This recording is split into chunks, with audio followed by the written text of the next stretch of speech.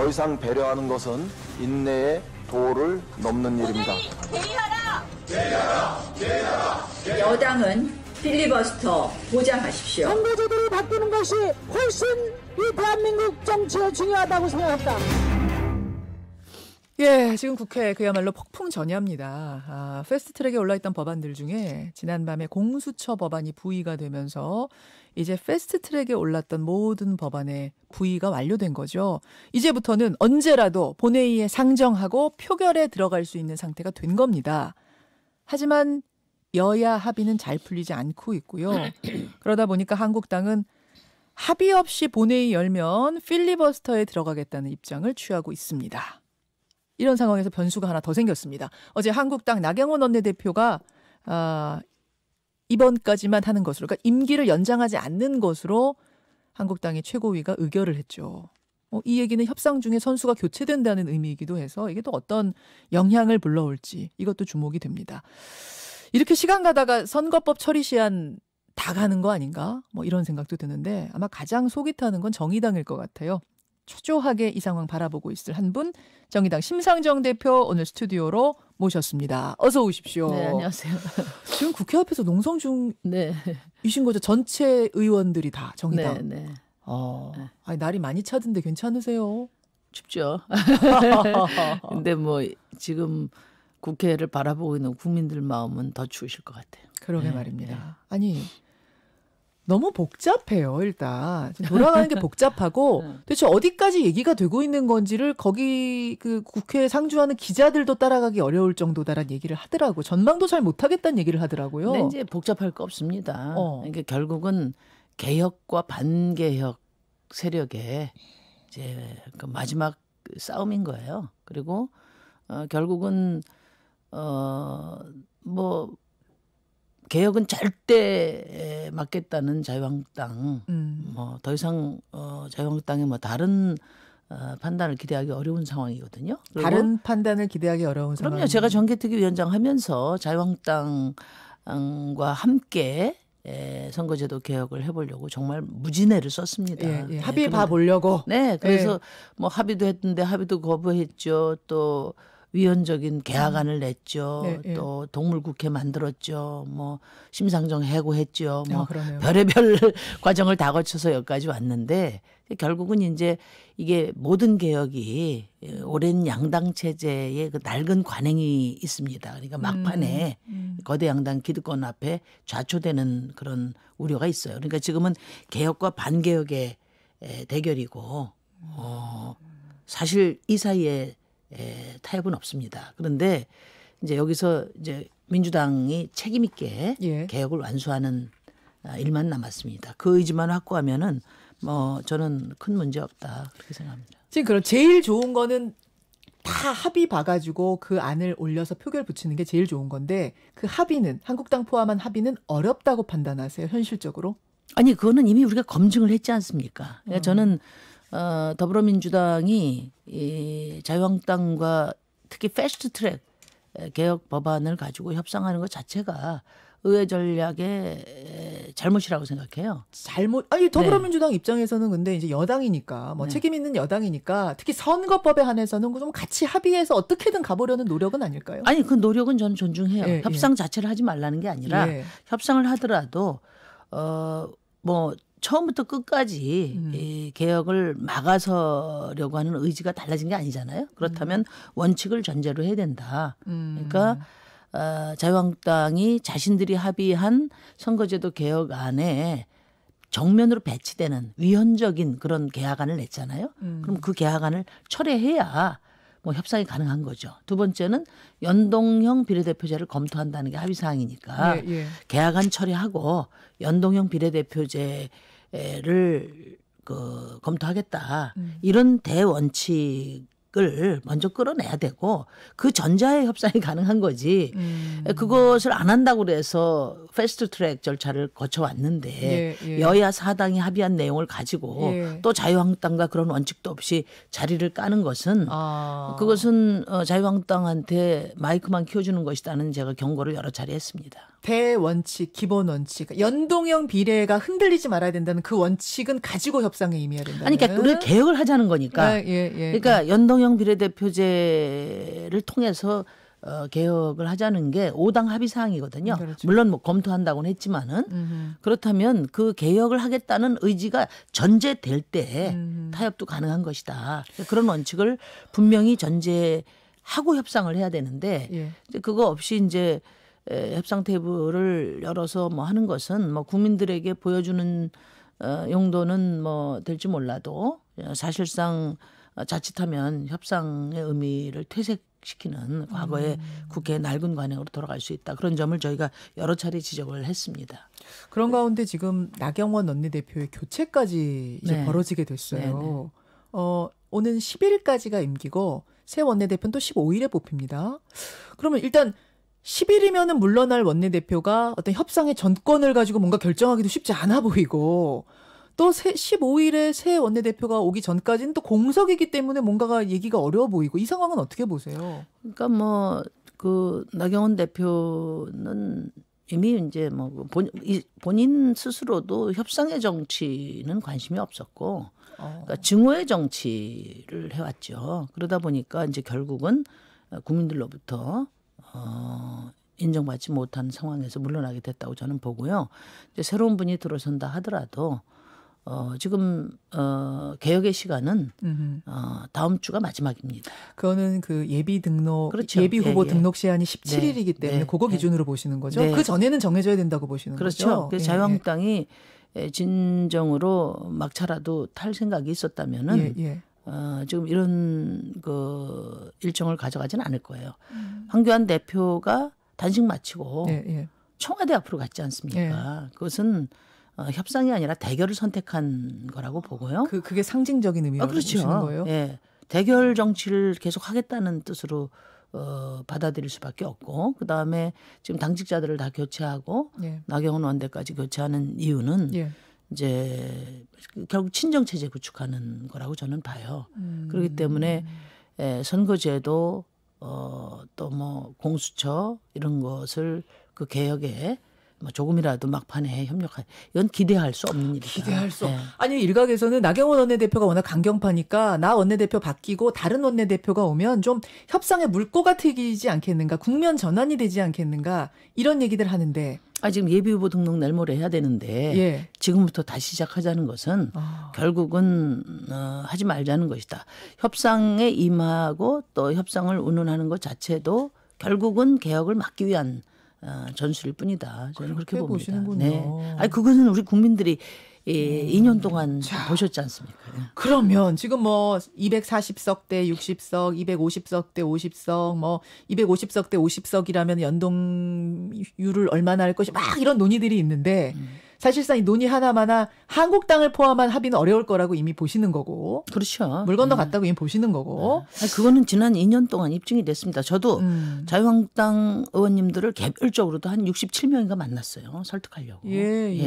그리고 뭐 그 주요 지도부들도 다 만나 설득하고 할 생각이 없습니다. 왜냐하면 할 생각이 없어요. 만나보니 없어요. 아니 본인들의 기득권을 내려놓는 일이기 때문에 지금 저렇게 단식하고 뭐 머리 깎고 이렇게 하는 것이 그 기득권을 유지하겠다는 거거든요. 그러면 한국당에서 뭐 250석 그러니까 지역구 250에 비례 50하고 연동률을 확 낮추는 거면은 받을 수 있을지도 모른다라는 얘기가 일각에서 나오는데 요런 것도 불가능하죠. 제가 드리고 싶은 말씀은 원래 비례성 대표성 강화가 선거제도 개혁의 이제 5당 합의 사항이고 국민적 그 공감대가 있는 부분인데 그 비례성을 100% 연동률을 해야 되는데 준연동형 50%로 하게 된 배경이 이해찬 대표께서 100%로 하면 좋겠지만은 각 당 사정이 있지 않냐.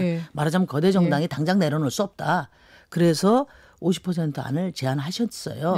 그러면은 사실 비례성의 효과가 반감되지만은 저희는 이번에야말로 더불어민주당이 어쨌든 준연동형이라도 개혁의 의지가 확고히 실린 제안이다. 이렇게 판단해서 그걸 전격적으로 받은 겁니다. 그러니까 큰 정당들의 어려움은 이미 거기서 정리가 된 겁니다. 225대 75. 아니 그러니까 의석수하고 상관없이 준 연동률로 50%로 결정이 된 거예요. 근데 이제 지금 자유한국당을 불러들여서 연동률을 이렇게 또 고무줄처럼 왔다 갔다 하는 거는 개혁성을 고무줄로 만드는 거예요. 그러니까 못 받는다 말씀이시죠? 그렇죠. 그거 움직이는 건 제가 받고 안 받고가 아니라 예. 개혁하고자 하는 일인데 매번 선거제도 가면 막판에 이제 이렇게 양당이 또 흐물흐물하게 만들어서 결국은 빛 좋은 개살구 만든 게 오랜 낡은 국회의 관행이거든요. 그렇게 돼서는 안 된다. 알겠습니다. 예, 그런 얘기고 숫자는 얼마든지 조정할 수 있다. 그러니까 그거는 뭐 이해관계 각 당의 이해관계를 아예 무시할 수는 없지만 그래도 개혁을 전제한 조정이 돼야 되고 그러려면 준연동형은 흔들림 없는 원칙이 그건 흔들림 없이 가고 의석수는 어느 정도 조정? 의석수는 여야 사당 어느 정도까지 가능하다고? 여야 일단 사당은 한국당은 지금 빼고 얘기하는 거고요. 그러니까 저는 준연동형 원칙이 지켜지면 여야 사당 4+1 테이블에서는 당장이라도 결론을 낼 수 있다고 봅니다. 240대 60 정도면은 받을 수 있는 아닙니까? 그거는 뭐 그 숫자는 얼마든지 조정의 여지가 있다고 봅니다. 저희가 준연동형 원칙에 대한 여러 이야기들이 나오고 이제 더불어민주당에서는 그거는 이제 자유한국당 측의 의견이라고 이야기를 해요. 그래서 어쨌든 어제까지 답이 없으면은 4+1 테이블을 만들겠다고 했지 않습니까? 그 테이블에서 준연동형에 대한 원칙을 확인하면 저희도 비례의석수 조정 문제에 대해서는 안을 낼 생각입니다.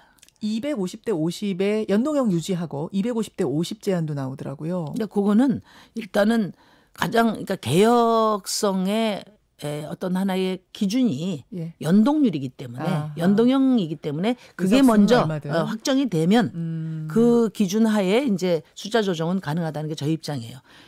숫자는 숫자대로 뭐 또 조정을 해야 되고 연동률은 연동률대로 조정하고 그러면 결국은 막판에는 정치개혁의 의미를 퇴색시키는 그런 결과가 나올 것을 저희가 우려하는 겁니다. 알겠습니다. 그 정도까지도 받아들이는데 이게 안 되면 안 된다라는 입장 물론이죠. 같아요. 그럼 이제 뭐 한국당은 지금 합의가 어려울 거라고 이미 판단하셨고 다른 당끼리 마음 맞춰보자는 건데 그럼 일단 본회의 열어야 되잖아요. 한국당 빼고. 네, 열어야죠. 그렇죠? 그 경우에 패스트트랙 법안 여러 가지 중에 뭐부터 올릴까도 지금 논란거리더라고요. 왜냐하면 첫 번째 패스트트랙 법안으로 오른 것에 대해서 필리버스터가 바로 시작이 될 테고 그렇게 회기가 끝나는 날까지 필리버스터 계속되겠죠. 그러면 그 법안에 대해서는 그 다음 본회의 임시회에 잡아서 그 다음 본회의가 시작이 되면 바로 표결에 들어갑니다. 필리버스터 못 겁니다.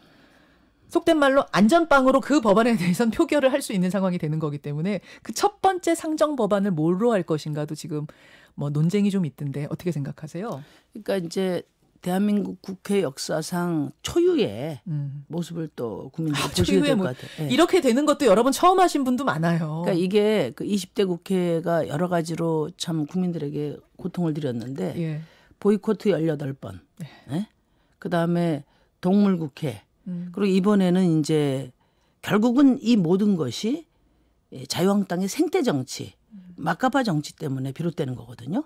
국회법 절차에 따라서 정상적으로 하면 됩니다. 그런데 이번에도 여야가 다 합의한 법안에다가 필리버스터를 갖다가 그 제안을 해가지고 그걸 올스톱 시키고 결국은 그런 무리한 생태 정치, 증오 정치가 결국은 나경원 대표 사퇴를 불러온 거 아니겠습니까? 그러니까 저는 그런 자유한국당의 생태 정치에 대해서는 국민들의 엄중한 평가가 있을 것 같아요. 그래서 자유한국당도 함부로 못할 것이다. 다만 일단 선거제도하고 공수처법 막기 위해서 저렇게 혈안이 돼 있으니 그거부터 먼저.